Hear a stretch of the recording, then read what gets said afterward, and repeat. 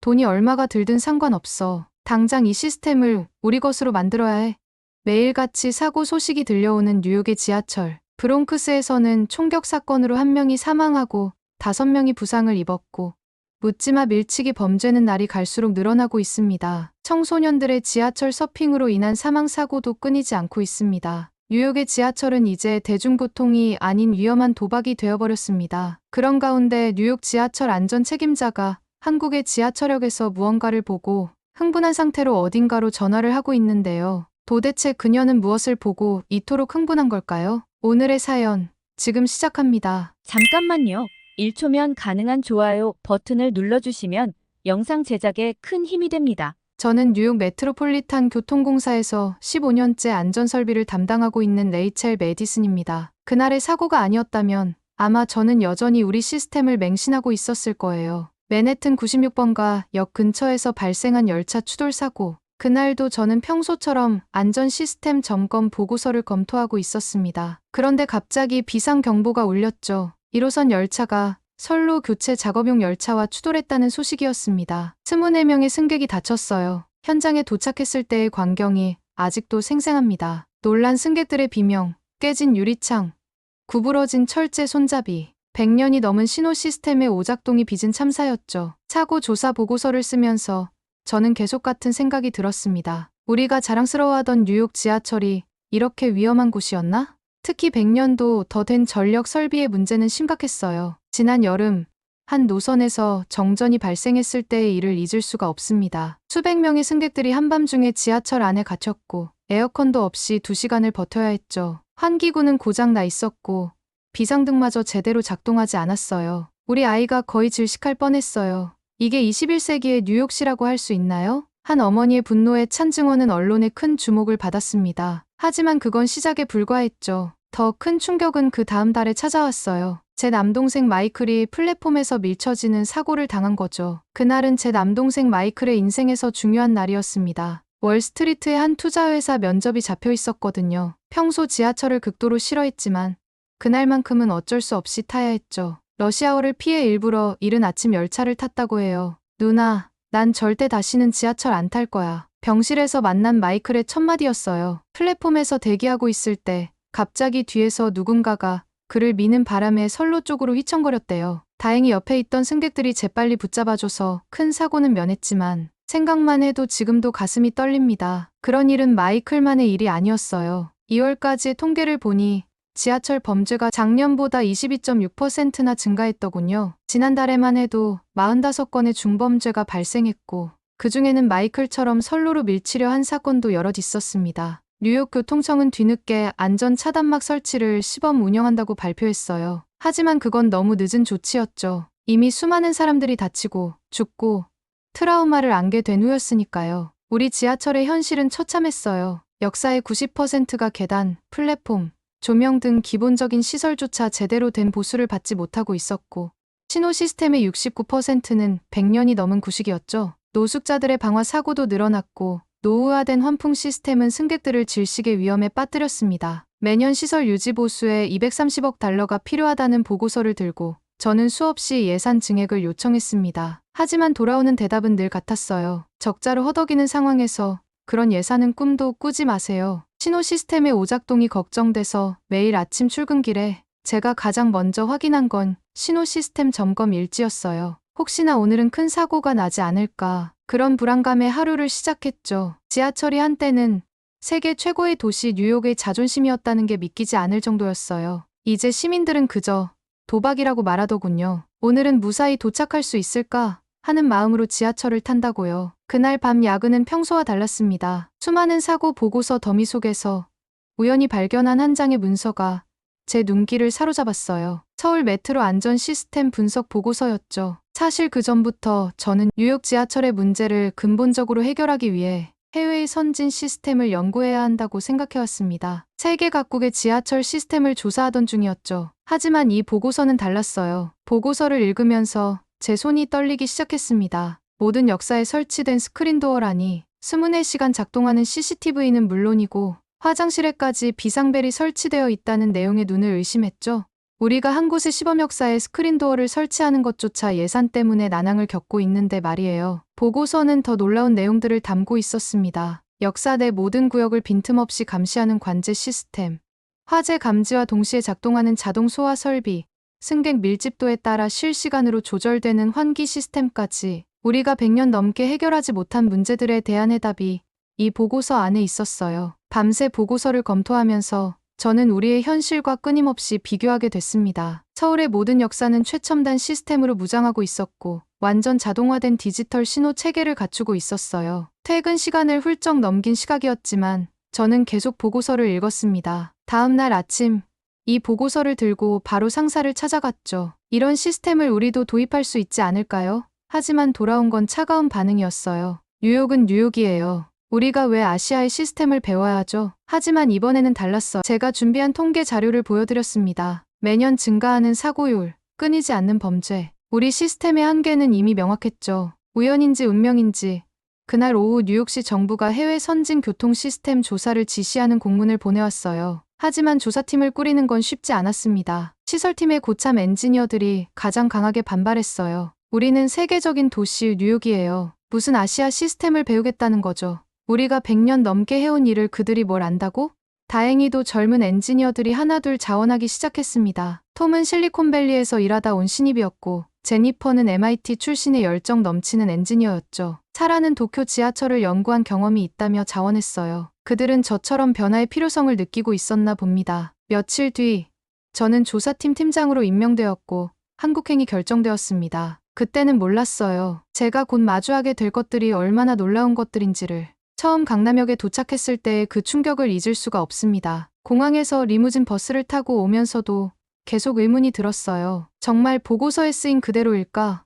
하고요. 하지만 제 눈앞에 펼쳐진 광경은 보고서의 내용을 훨씬 뛰어넘는 것이었죠. 지하철역이라기보다 호텔 로비 같았어요. 반짝반짝 윤이 나는 바닥, 어디에서도 악취가 나지 않는 공기, 그리고 가장 놀라웠던 건 승강장과 선로 사이를 완벽하게 차단하고 있는 스크린도어였습니다. 제가 본 것은 단순한 안전문이 아니었어요. 선로 전체를 덮는 완벽한 차단 시스템이었죠. 이게 정말 가능한 거였어. 저도 모르게 터져나온 말이었습니다. 우리가 한 곳에 시범 역사에 설치하는 것도 힘들어하던 그 스크린도어가 서울의 모든 역사, 무려 289개의 역 전체에 설치되어 있다는 사실이 믿기지 않았어요. 그 효과는 더욱 놀라웠습니다. 스크린도어 설치 이후 지하철 내 자살 사고가 연평균 33.7건에서 최근 11년간 단 한 건도 발생하지 않았다는 거예요. 게다가 승강장 내 미세먼지는 18.9%나 감소했고 소음도 7.9% 줄었다고 하더군요. 역사 내부를 둘러보면서 발견한 특징들은 저를 계속해서 놀라게 했습니다. 휠체어를 타고 편하게 이동할 수 있는 넓은 통로, 시각장애인을 위한 점자 블록, 곳곳에 설치된 엘리베이터와 에스컬레이터까지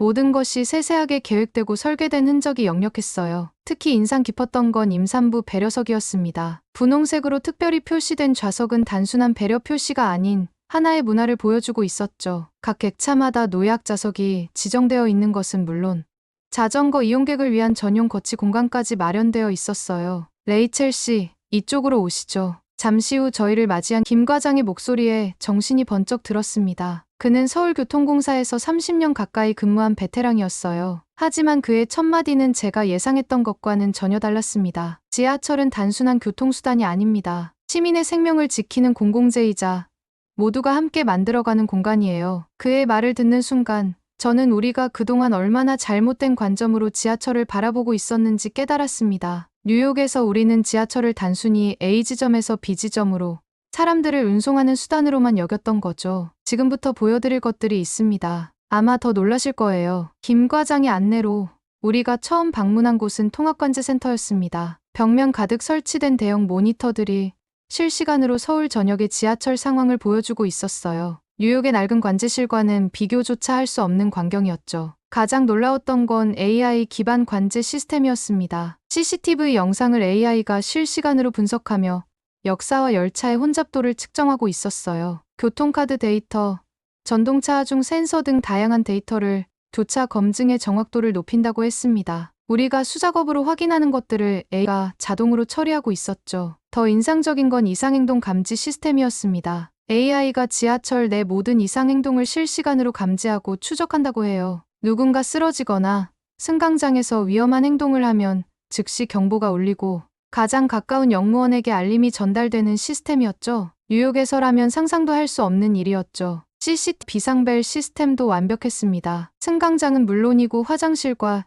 열차 내부 구석구석까지 사각지대 없이 감시가 이뤄지고 있었어요. 특히 인상적이었던 건 비상벨이 울리면 즉시 해당 구역의 CCTV 영상이 관제실에 표시된다는 점이었습니다. 환기 시스템은 또 어떻고요? 실시간 미세먼지 측정으로 자동 환기가 이루어지고 에너지 효율까지 고려한 설계였습니다. 우리가 100년 된 환풍구로 고생하는 동안 이곳은 이미 스마트 환기 시스템을 구축하고 있었던 거죠. 특히 인상적이었던 건 모든 시스템이 유기적으로 연결되어 있다는 점이었어요. 스크린도어의 센서가 이상을 감지하면 즉시 열차 운행에 반영되고 혼잡도 데이터는 실시간으로 열차 배차 간격 조정에 활용되었습니다. 마치 거대한 생명체처럼 모든 것이 하나로 연결되어 움직이고 있었죠. 관제실을 나오면서 저는 깊은 충격에 빠졌습니다. 우리가 그토록 어렵다고 생각했던 것들이 이미 누군가는 완벽하게 해결해 놓았다는 사실이에요. 뉴욕의 지하철이 100년 전에 멈춰 있다면 서울의 지하철은 미래를 달리고 있었습니다. 하지만 김 과장의 말처럼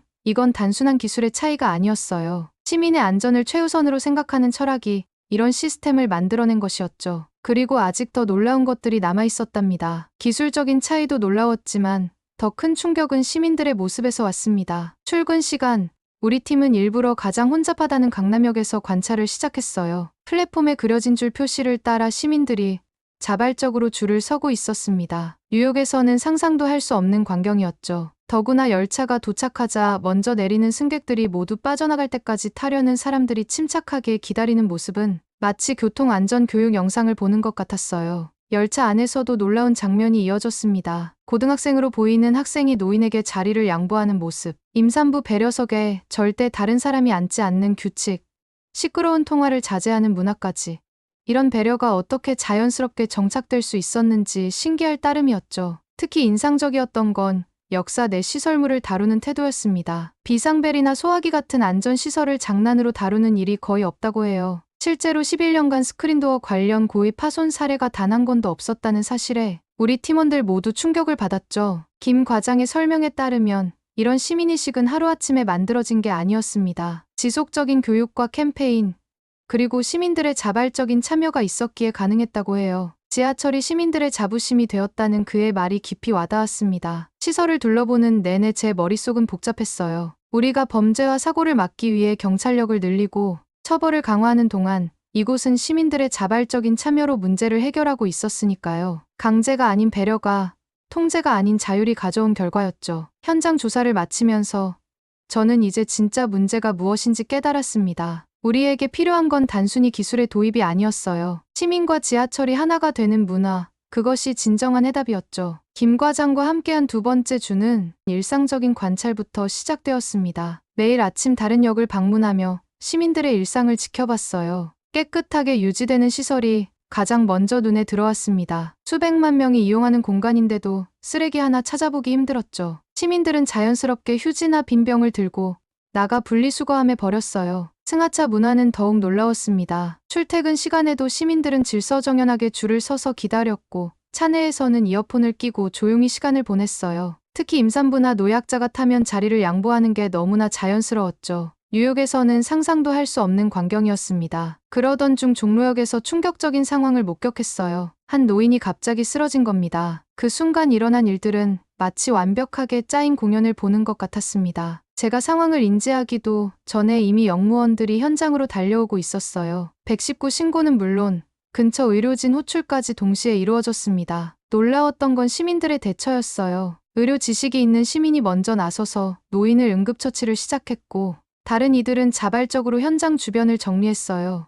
혼잡한 출근 시간이었는데도 아무도 불평하지 않았어요. 오히려 질서정연하게 우회로를 만들어 응급구조대의 진입을 돕더군요. 이런 대처가 가능한 이유가 뭘까요? 제가 묻자 김 과장의 설명이 이어졌어요. 모든 역무원들이 정기적으로 응급상황 훈련을 받는다고 했습니다. AI 시스템도 수많은 데이터를 학습해 비상 상황을 구분하고 최적의 대응 방안을 제시한다고 하더군요. 그날 오후 김 과장의 사무실에서 깊은 대화를 나눴습니다. 한국 지하철이 이런 시스템을 구축하기까지 순탄치만은 않았다고 해요. 88올림픽을 계기로 시작된 현대화 사업, 90년대 후반의 대형 참사를 교훈 삼아 이뤄진 안전 강화, 2000년대 들어 본격화된 스마트 시스템 도입까지 실수와 실패를 발판으로 성장해왔다는 거였죠. 그의 말에서 묵직한 진정성이 느껴졌어요. 시행착오의 과정에서 정부, 기업, 시민이 하나가 되어 더 나은 시스템을 만들어왔다는 설명이 인상적이었습니다. 우리 조사팀의 분위기도 서서히 변해갔어요. 처음에는 과연 이게 뉴욕에서 가능할까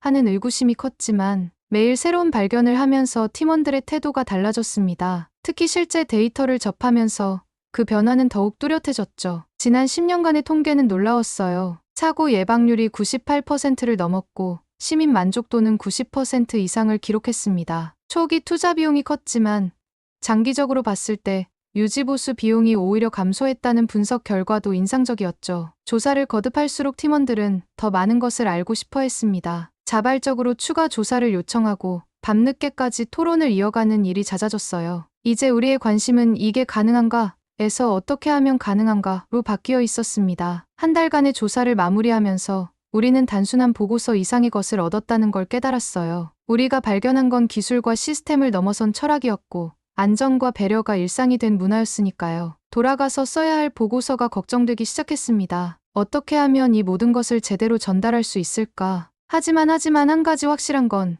더 이상 예전으로 돌아갈 수 없다는 거였어요. 한국의 지하철은 제게 충격을 넘어 희망을 보여주었습니다. 우리도 할 수 있다는 희망, 변화가 가능하다는 희망이었죠. 이제 제가 해야 할 일은 이 희망을 현실로 만드는 것이었답니다. 한국에서 돌아와 보니 올해 초 96번가 역의 그 추돌 사고 이후로도 상황은 전혀 나아지지 않았습니다. 오히려 더 악화되어 가고 있었어요. 새로운 시스템 도입에 대한 우려의 목소리도 컸습니다. 뉴욕은 한국과 달라요. 여기에는 맞지 않을 거예요. 비용이 너무 많이 들어 현실적으로 불가능합니다. 이런 반대 의견들이 쏟아졌죠. 하지만 현실은 우리의 시스템이 한계에 도달했음을 계속해서 증명하고 있었습니다. 11월 퀸스에서 또 다른 비극이 일어났어요. 10대 소년 둘이 지하철 서핑을 하다 추락한 거예요. 한 명은 목숨을 잃었고 다른 한 명은 중상을 입었습니다. 올해 들어 벌써 6번째 사망 사고였고 이런 위험한 행동으로 181명이 체포되었다는 통계가 보여주듯 우리의 안전 시스템은 심각한 결함을 안고 있었죠.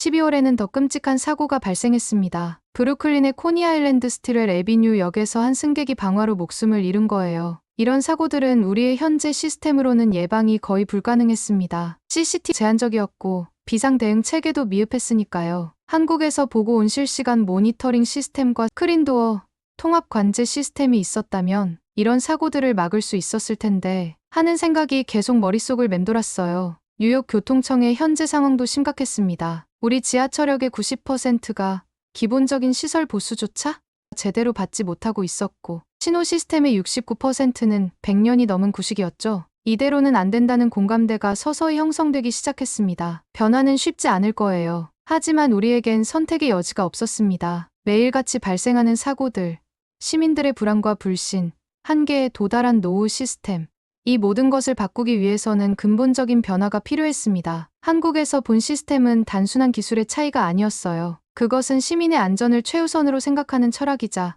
현대화된 대중교통의 표준이었습니다. 우리도 이제 그 변화의 길을 걸어가야 할 때였죠. 변화의 바람은 생각보다 빨리 불어왔습니다. 트랩행어스를 비롯한 시민단체들이 지하철 시스템 개선의 필요성을 강력히 제기하기 시작했어요. 30년 넘게 뉴욕 시민들의 교통 권익을 대변해온 그들의 목소리는 무게가 있었죠. 운송노동자연맹의 반응도 긍정적이었습니다. 처음에는 새로운 시스템 도입에 대해 우려하던 그들도 한국의 사례를 자세히 살펴본 후에는 입장이 바뀌었어요. 자동화가 일자리를 뺏는 게 아니라 오히려 더 전문적이고 안전한 일자리를 만들어낸다는 사실을 이해했기 때문이죠. 2024년 뉴욕 교통청은 더 구체적인 변화의 청사진을 발표했습니다. 2029년까지 진행될 684억 달러 규모의 대규모 프로젝트였어요. 특히 예산의 90%를 시설 개보수에 투입하기로 한 결정은 그동안의 방향과는 완전히 달랐습니다. 가장 눈에 띄는 변화는 새로운 열차의 도입이었습니다. 미국 지하철 역사상 처음으로 도입된 개방형 통로 열차는 시민들에게 신선한 충격을 주었어요. 한국에서 보았던 것처럼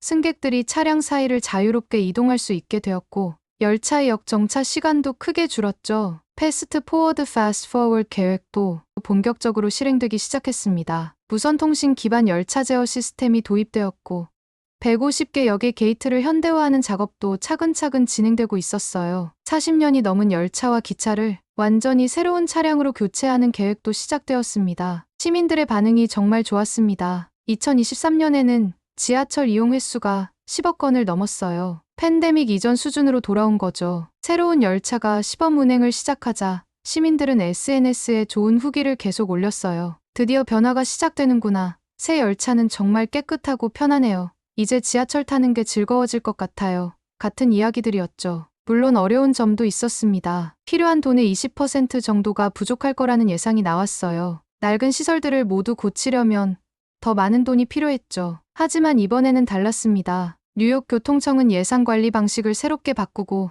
IT 기술을 활용해서 유지보수 비용을 줄이는 방법을 찾아냈어요. 환경 문제도 신경 썼습니다. 2040년까지 지하철에서 나오는 탄소를 85%까지 줄이기로 했어요. 친환경 버스도 도입하고 전력 시스템도 개선하기로 했죠. 한국에서 본 에너지 절약 시스템을 참고했거든요. 이제 뉴욕의 지하철이 새로운 출발을 시작했습니다. 한국에서 보았던 그 안전하고 편리한 시스템이 뉴욕에서도 하나씩 현실이 되어가고 있어요. 조금 천천히 가더라도 우리는 계속 앞으로 나아가고 있습니다. 변화는 이미 시작되었고 이제 멈출 수 없게 됐어요. 매일 500만 명의 시민들이 더 안전하고 더 편하고 더 믿을 수 있는 지하철을 이용하게 될 거예요. 뉴욕 시민들이 진짜로 자랑스러워할 수 있는 지하철을 만들 때까지 우리의 변화는 계속될 것입니다. 오늘은 뉴욕 지하철의 안전 책임자가 한국의 지하철 시스템을 직접 경험하고 변화를 이끌어낸 사연이었습니다. 크린도어, 24시간 CCTV, AI 관제 시스템 등 한국의 첨단 기술력은 물론 시민의 안전을 최우선으로 생각하는 철학이 얼마나 중요한지 다시 한번 확인할 수 있었던 시간이었습니다. 한국의 지하철 시스템이 세계적으로 인정받는 이유는 단순히 뛰어난 기술력 때문만이 아닙니다. 시민의 안전을 위한 끊임없는 투자와 혁신, 그리고 시민들의 자발적인 참여가 만들어낸 결과물이라고 할 수 있죠. 여러분은 우리의 지하철 시스템이 이처럼 세계적인 수준에 오르기까지 어떤 노력들이 있었다고 생각하시나요? 또 앞으로 더 발전하기 위해 어떤 부분들이 보완되어야 할까요? 여러분의 의견을 댓글로 남겨주세요. 감동뭉클에서는 여러분의 소중한 마음을 모아 사연 주인공들에게 전해드리고 있습니다. 여러분 주변에 감동적이거나 재미있는 실제 사연들을 제보받고 있으니 언제든 저희 공식 메일로 제보해주세요. 오늘 들려드린 사연에 공감하셨다면 구독과 좋아요 눌러주시고 주변 분들과도 공유해주세요. 여러분의 작은 관심과 응원이 더욱 좋은 콘텐츠를 만드는 데 큰 힘이 됩니다. 오늘도 여러분의 하루의 작은 즐거움이라도 되었기를 바라며 지금까지 감동뭉클이었습니다. 끝까지 시청해주셔서 감사합니다. 다음에 더 감동적인 사연으로 찾아뵙겠습니다.